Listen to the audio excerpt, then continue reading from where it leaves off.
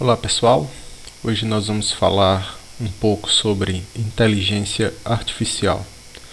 Então isso é apenas uma pequena introdução, não há nenhuma intenção de expor todo o assunto, seria impossível fazer isso por meio de pequenos vídeos como esse, mas vamos ter uma boa noção do que é inteligência artificial. Então aqui nós temos um pequeno histórico. Então o termo inteligência artificial provavelmente foi usado pela primeira vez num projeto que foi submetido por vários pesquisadores, dentre eles Marvin Minsky e Claude Shannon, em 1955. Então esse projeto era uma proposta de pesquisa de verão da Universidade de Dartmouth sobre inteligência artificial. Dentre as propostas dos pesquisadores envolvidos, havia a seguinte informação. Então, o estudo se baseava principalmente no entendimento de que se qualquer aspecto da aprendizagem ou qualquer característica de inteligência pudessem, em princípio, ser precisamente descritas, então uma máquina seria capaz de simulá-lo. Em princípio, havia o plano de que 10 pesquisadores das áreas de matemática, estatística, engenharia elétrica, etc., participassem desse projeto, mas nem todos os que planejaram participar participaram durante todas as semanas. E nós podemos observar umas coisas interessantes sobre essa proposta de projeto. A primeira é que os pesquisadores conjecturavam que todos os aspectos de aprendizagem poderia ser, em princípio, precisamente descrito. Então, nós partimos de um pressuposto muito forte, porque isso foi proposto em 1955 e ainda hoje, né, mais de 70 anos depois, existem alguns processos de aprendizagem que não são exatamente entendidos. Outra afirmação forte da proposta nesse projeto é a questão do entendimento do que é inteligência. Provavelmente na época se considerava que a inteligência era algo muito relacionado com o raciocínio lógico matemático. E hoje nós vemos uma tendência muito forte em relacionar a inteligência não só com o raciocínio lógico matemático, mas sim com habilidades emocionais e relacionais, ou seja, capacidades, quando falamos de inteligência humana, né, capacidades dos seres humanos se relacionar adequadamente com as outras pessoas. Mas é importante enfatizar que esse foi um projeto pioneiro, grandes pesquisadores da época participaram. Dentre eles, eu gostaria de ressaltar Claude Shannon, que é extremamente importante, especialmente para a área de processamento de sinais, que provavelmente haverá outros vídeos sobre algumas das contribuições de Claude Shannon para a área de processamento de sinais e, de certa forma, para a inteligência artificial. Agora, nós podemos observar a história da inteligência artificial por meio de uma perspectiva bem específica, que eu vou focar aqui nessa apresentação. Então, em primeiro lugar, nós podemos observar que grande parte dos avanços que ocorreram em inteligência artificial nos últimos anos se deve principalmente pelas contribuições no processamento de imagens ou reconhecimento de padrões em imagens, especialmente reconhecimento e detecção de objetos em imagens. Mas há cerca de 30, 40 anos, o que despertava maior interesse na comunidade que lidava com inteligência artificial, usando imagens como entrada de processamento, era a capacidade de reconhecer imagens de faces em imagens, ou de detectar imagens de faces em imagens. E provavelmente esse interesse ele surge do fato de que mesmo crianças muito jovens são capazes de reconhecer faces humanas, e tanto faces reais quanto em imagens, né? Provavelmente os bebês, logo que nascem, eles são capazes de reconhecer que uma face contém olhos e boca, e essa região do corpo humano desperta o interesse dos seres humanos quando eles são bebês. E aparentemente é um problema fácil de resolver, porque existe um padrão meio que triangular numa face normal, né, numa face que está de frente, em que a gente tem dois olhos, uma boca e um nariz, forma um formato meio triangular, e aparentemente é um problema fácil.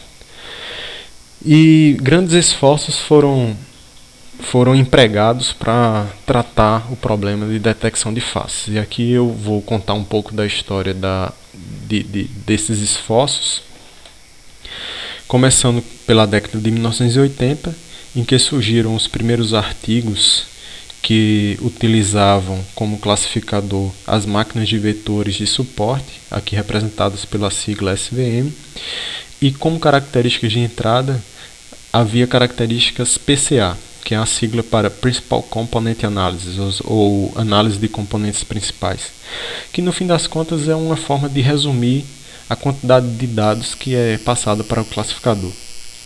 Provavelmente os primeiros detectores de face que funcionaram razoavelmente foram criados usando esse par de ferramentas, né? Análise de componentes principais e SVM.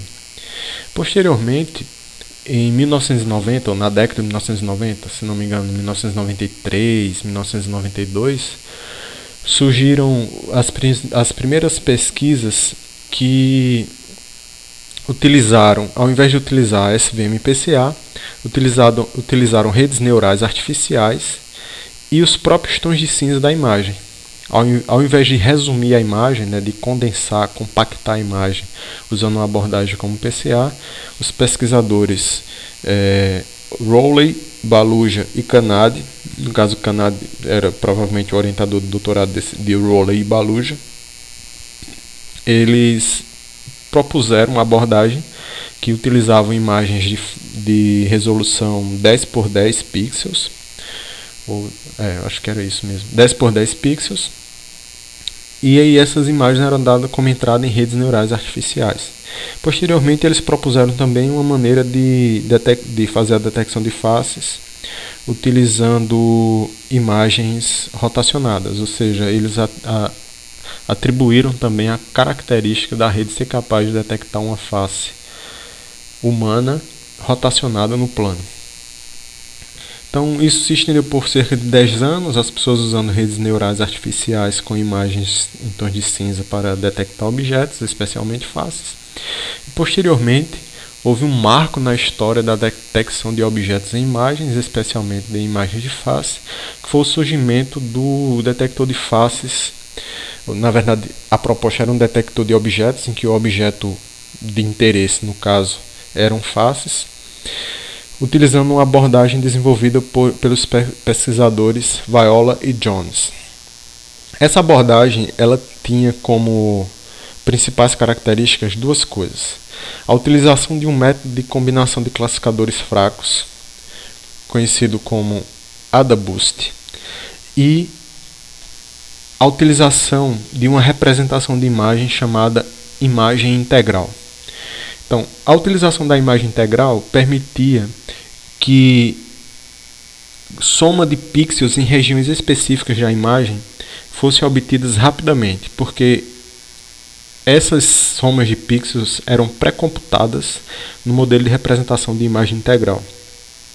E o modelo de combinação e a abordagem de combinação de classificadores fracos AdaBoost permitia que árvores de classificadores com apenas um nível de profundidade fosse treinada e combinada por meio de ponderação com outros classificadores.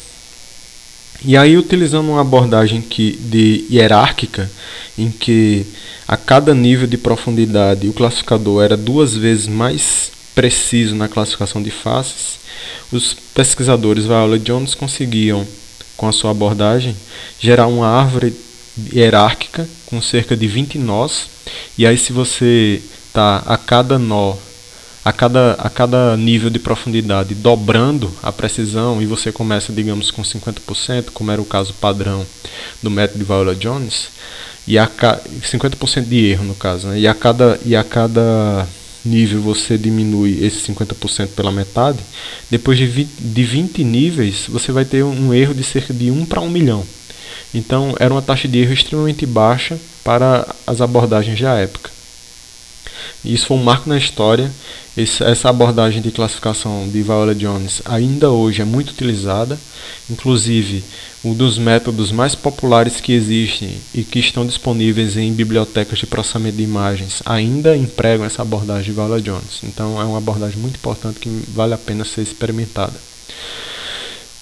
Posteriormente, mais ou menos na década de 2010, ali pelo ano 2012, 2013, surgiu uma competição que foi desenvolvida por alguns pesquisadores da Universidade de Stanford, se eu não me engano, a professora Fei-Fei Li, em que eles criaram a competição ImageNet, cujo objetivo era reconhecer objetos em imagens. Então criaram uma base gigantesca, com milhões de imagens. Essas imagens continham objetos que tinham sido rotulados manualmente, e havia 1000 categorias de objetos diferentes para serem reconhecidos. E as primeiras redes, ou os primeiros classificadores que ganharam essa competição, eram classificadores que a gente pode chamar de redes neurais profundas, né, que posteriormente nós vamos ver do que isso se trata. E essas redes neurais, além de elas serem profundas, elas eram redes convolucionais. E as redes convolucionais profundas possuem características extremamente importantes para o reconhecimento de objetos e para a classificação em geral, que serão tratadas em outros vídeos. Mas esse é um marco histórico muito importante na evolução da inteligência artificial, que é o que provavelmente tem despertado o interesse de toda a comunidade científica para a inteligência artificial nos dias de hoje. Então nós estamos aí há quase 10 anos com esse surgimento, ou ressurgimento das redes profundas, e já estamos adentrando uma nova década, que nós temos provavelmente um novo marco, que é a causalidade ou o estudo da causalidade. O estudo da causalidade não é algo novo, já tem sido estudado provavelmente há milhares de anos em lógica e em filosofia, mas que nos últimos 10, 20 anos tem sido estudado com mais profundidade por um pesquisador de descendência judaica, que atualmente é radicado nos Estados Unidos, cujo nome é Yehuda Pearl.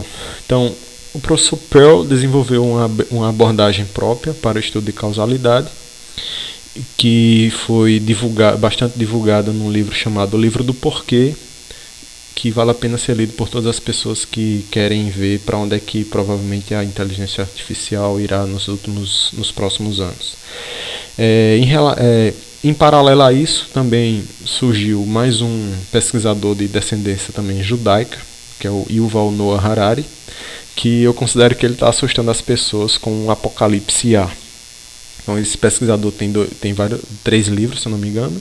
O segundo deles é o Homo Deus, que é dividido em 3 partes, sendo que a terceira parte é onde existe toda a conversa sobre o que a IA poderá causar à humanidade. E vale a pena a gente ler, pelo menos para saber o que é que estão falando sobre IA em termos que eu julgo assustadores, mas que provavelmente tem muita ficção e imaginação nisso aí.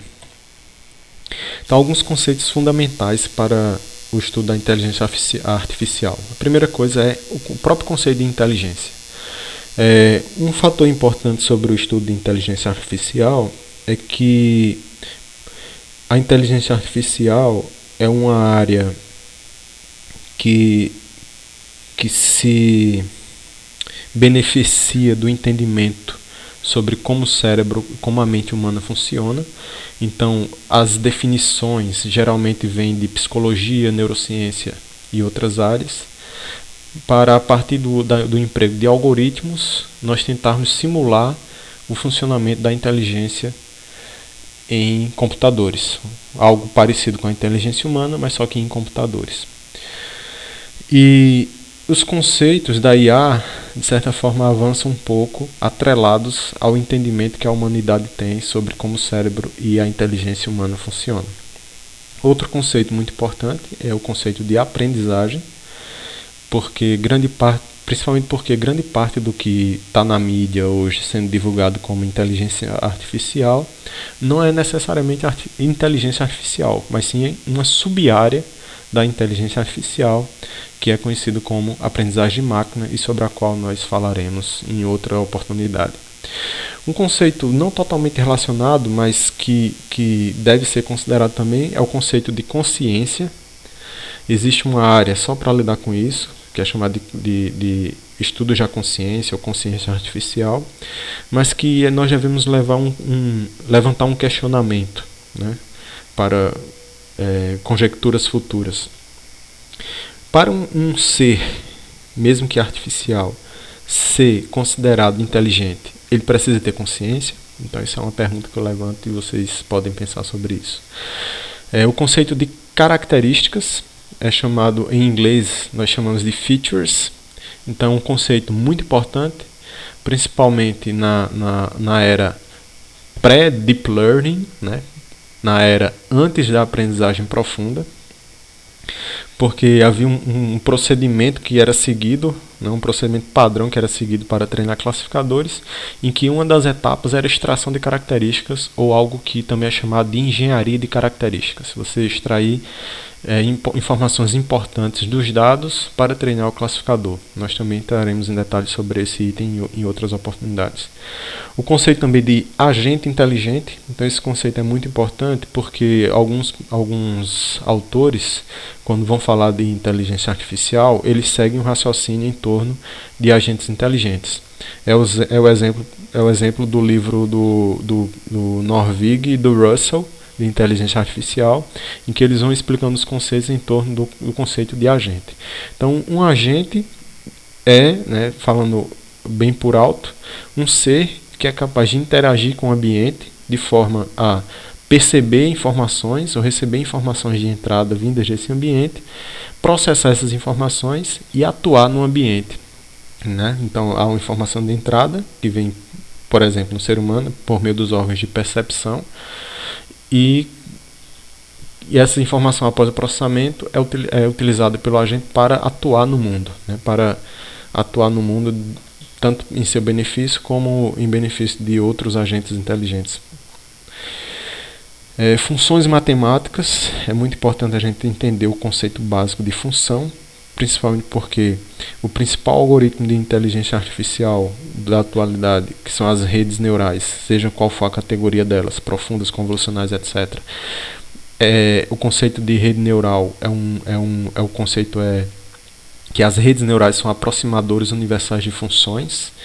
Então nós temos que entender um pouco sobre o porquê que as redes neurais são aproximadores universais de funções. Então nós temos que entender o que são funções matemáticas e também o processo de otimização de funções, que é aí que entra um pouco da matemática que é vista na universidade, especialmente o conceito de derivadas, né? Porque o processo de derivação de uma função é um processo que pode ser utilizado para buscar máximos e mínimos locais de funções, e isso é uma das etapas fundamentais no treinamento de uma rede neural. Alguns problemas atualmente tratados com IA: percepção, ou seja, captura de informações do mundo externo para serem processadas internamente pelo agente inteligente, e aí essa informação pode vir por meio, por exemplo, da visão, usando imagens, ou de áudio. Processamento de linguagem natural, que é utilizado principalmente para o processamento de texto, né? Por exemplo, existem algoritmos capazes de distinguir autores diferentes por meio do texto dos livros desses autores. Isso pode ser feito, por exemplo, usando processamento de linguagem natural. Os mecanismos de aprendizagem, que são baseados principalmente em dar dados como entrada a um classificador, esse classificador passa por um processo de otimização, e esse processo de otimização reduz um erro, e quando esse erro está minimamente satisfatível ou satisfatório, a gente diz que o algoritmo está treinado. Nós vamos entrar em detalhes sobre isso também posteriormente. Planejamento, né? Por exemplo, um software como Waze ou qualquer outro software para traçar rotas no trânsito, ele exige um planejamento que deve levar em consideração a menor rota, a menor distância, o menor tempo, se a via está congestionada, se a via é de asfalto ou não, e etc. Isso também envolve conceitos de inteligência artificial. Raciocínio, e esse raciocínio ele pode ser, por exemplo, baseado em regras, baseado em probabilidades, baseado em heurísticas e etc. Baseado em lógica também. E é muito utilizado para sistemas especialistas. E aí, relacionado ao raciocínio, nós temos a representação do conhecimento. Porque, dependendo da forma como nós representamos o conhecimento, o raciocínio, o mecanismo de raciocínio artificial poderá ser mais rápido ou mais lento. Uma das maneiras mais conhecidas de representação do conhecimento é utilizando a lógica de primeira ordem, né? Então, a lógica por si só é uma área da filosofia e da matemática, e também a computação estuda um pouco, mas que a gente deve entender um pouco de lógica para entender os conceitos de inteligência artificial e representação do conhecimento. Algumas áreas da inteligência artificial: nós temos, por exemplo, os sistemas especialistas, que são sistemas que são gerados por meio de uma coleta de dados junto com especialistas, e por meio da representação desses dados de forma adequada é empregado um algoritmo de raciocínio sobre esses dados para responder perguntas. Por exemplo, nós poderíamos criar um sistema especialista para dar o diagnóstico médico de determinadas doenças. Então, as entradas possíveis seriam: qual a temperatura do corpo do paciente, se esse paciente está com febre, se esse paciente está com pressão alta, qual o nível de glicose, nível de colesterol, etc. Esses dados são dados como entrada no sistema, e o sistema especialista diria quais seriam as prováveis doenças que essa pessoa poderia ter. Algoritmos genéticos são algoritmos usados para fazer busca por soluções em espaços extremamente grandes, que não seria possível fazer uma busca sequencial. São inspirados na teoria da evolução e usam todos aqueles conceitos de cruzamento, recombinação, mutação, populações, etc. As redes bayesianas, que utilizam como peça fundamental o algoritmo das probabilidades condicionadas, ou teorema de Bayes. Essas redes bayesianas são extremamente úteis para o raciocínio probabilístico. Aí nós temos também a aprendizagem de máquina, que tradicionalmente era chamada de aprendizagem de máquina. Hoje, com o surgimento da aprendizagem profunda, que aqui eu estou chamando de aprendizagem de máquina profunda, nós devemos chamar a aprendizagem de máquina antiga ou tradicional de aprendizagem de máquina rasa. Mas esses conceitos de raso e profundo, eles são mais adequados quando nós estamos falando de redes neurais artificiais, em que as redes neurais consideradas rasas geralmente tinham apenas 3 camadas: uma camada de entrada, uma camada intermediária e uma camada de saída. E as redes consideradas profundas, elas têm mais do que 10 camadas, e hoje em dia a maioria das redes profundas que fazem coisas muito legais e obtêm resultados com alta precisão, elas têm centenas de camadas. A visão computacional, que de certa forma hoje, principalmente com a utilização de redes convolucionais, ela pode ser encaixada embaixo de aprendizagem de máquina profunda, mas que por si só é uma sub-área da inteligência artificial, independente da aprendizagem, se você está usando a aprendizagem de máquina rasa profunda ou algoritmos clássicos de classificação de imagens. Então, o resumo de IA que eu pretendi fazer é esse. Se você gostou, Curta, comente, compartilha. Se você quer saber de algum aspecto específico de inteligência artificial, de algum algoritmo, ou quer saber como é que algum software que utiliza inteligência artificial, ou que diz que utiliza inteligência artificial, funciona, você quer saber como é que ele funciona, coloca aí nos comentários que a gente faz um vídeo sobre esse tema. Obrigado.